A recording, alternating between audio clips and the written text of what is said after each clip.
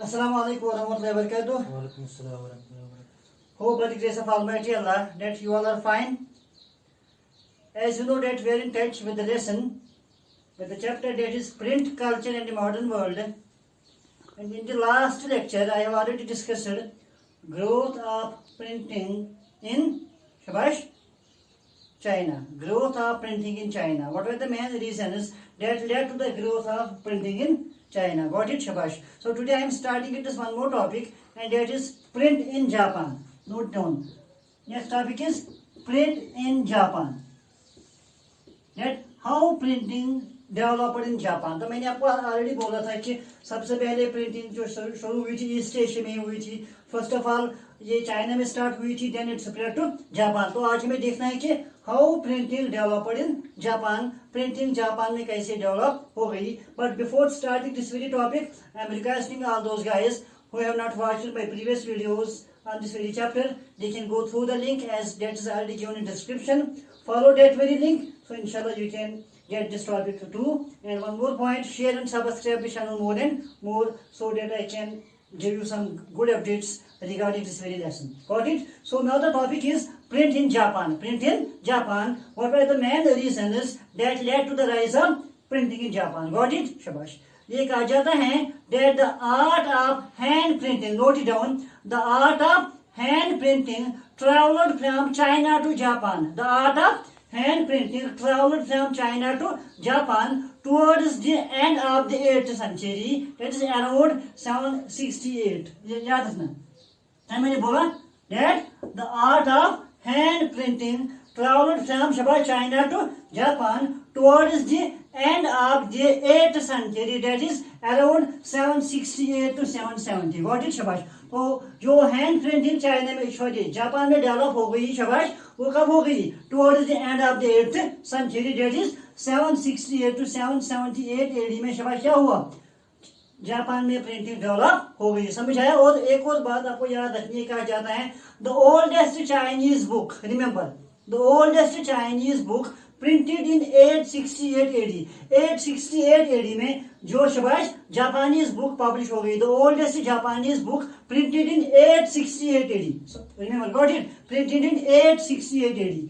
868 AD में शबाश जो जापान में ओल्डेस्ट बुक प्रिंट हो गई, that was titled as the Buddhist Diamond Sutra. याद रखना, उस बुक का नाम क्या था शबाश? बुद्धिस्ट डायमंड सूत्रा. है गॉट इट सो फार? तो शाबाश. मैंने क्या बोला?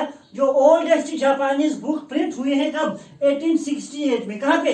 जापान में. दैट वाज टाइटल्ड एज, उस बुक का क्या नाम था शाबाश? Buddhist Diamond Sutra. Buddhist Diamond Sutra. And remember this very point two that this very book Buddhist Diamond Sutra it contained 6 sheets of शाबाश text and woodcut illustrations. It contains शाबाश 6 sheets of text. 6 sheets of text. It contained 6. इसमें कितने sheets है शाबाश? It contained 6 sheets of text and woodcut illustrations. Have you got it so far? शाबाश. और एक और बात आपको याद रखनी है, कहा जाता है that the books were abundant in Japan. The books were abundant in Japan during the medieval period. Medieval period में शाबाश बहुत ज्यादा बुक्स कहाँ पे पाई गई? शाबाश जापान में पाई गई.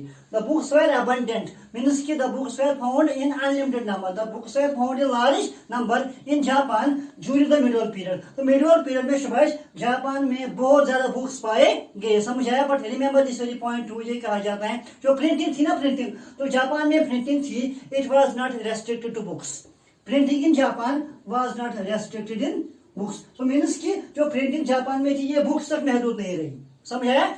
जापान में प्रिंटिंग बुक्स तक महदूद नहीं रही. और अदर प्रिंटेड आइटम्स जो उस टाइम इन सर्कुलेशन में थे, ये कहा जाता है other printed items in circulation शाबाश included this paper money, included this playing cards. Got it?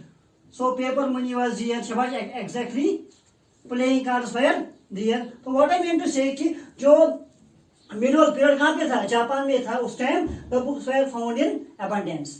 The books were found in large number. लेकिन ये बात आपको यहाँ पे याद रखनी है that the books were not the printing in Japan did not remain confined to books. ये बुक्स तक महदूद नहीं रही। जो अदर प्रिंटेड मटेरियल उस टाइम सर्कुलेशन में था, कहाँ पे? जापान में था। That was paper money.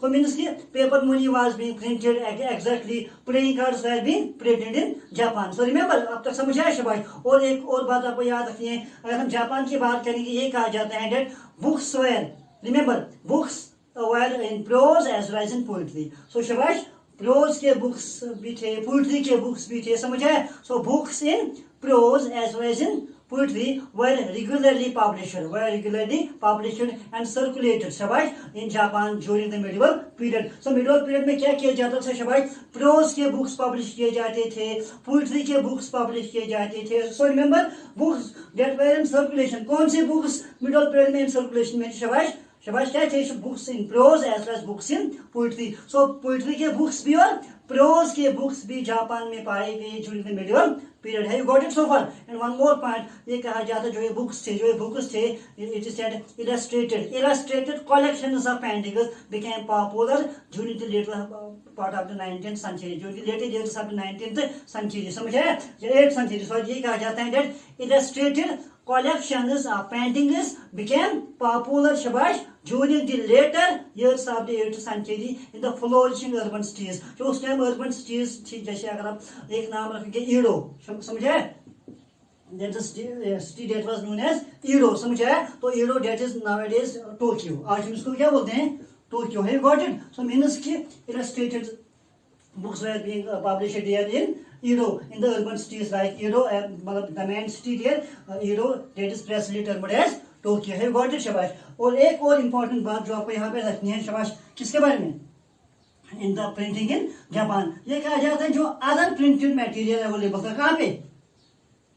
शाबाश, in Japan. It is said that artists painted, जो उस टाइम आर्टिस्ट थे, कौन? The artists they painted events like the house gatherings, tea house gatherings। जो आर्टिस्ट थे ना शाबाश, वो टी हाउस गैदरिंग्स को डिपिक्ट कर रहे थे पेंटिंग्स में। वो जो क्या कहते हैं, जो वहाँ पे scenes from urban cultural cities, जो अर्बन कल्चरल इवेंट्स थे, समझे? उनको भी क्या किया? उनको भी शाबाश डिपिक्ट किया जाता था। जो आर्टिस्ट थे शाबाश, ये कहा जाता है that artists painted events like tea house gatherings and scenes, remember, and scenes from urban cultural event, समझे? और जो पेंटिंग्स है, ये कहा जाता है देन दीज पेंटिंग्स या these painting books, these paintings were fully available in libraries and book stores. तो जो बुक स्टोर्स होते थे, जो लाइब्रेरीज होते थे शाबाश, उनमें ये पेंटिंग्स पाई जाती थी, समझा? और एक और बात आपको यहाँ पे याद रखनी है, as per as printing in Japan is concerned, समझा शाबाश? ये कहा जाता है the printed art material, you can write it down,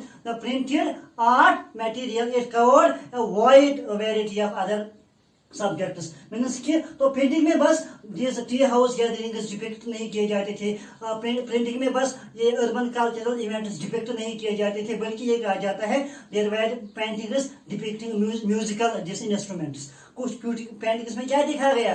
कुछ जापान में कुछ पेंटिंग्स में क्या दिखाया गया? म्यूजिकल इंस्ट्रूमेंट्स दिखाए गए, फ्लावर अरेंजमेंट्स दिखाए गए, या you can say places of scenic beauty, जो प्लेसेस बहुत ज्यादा क्या थे?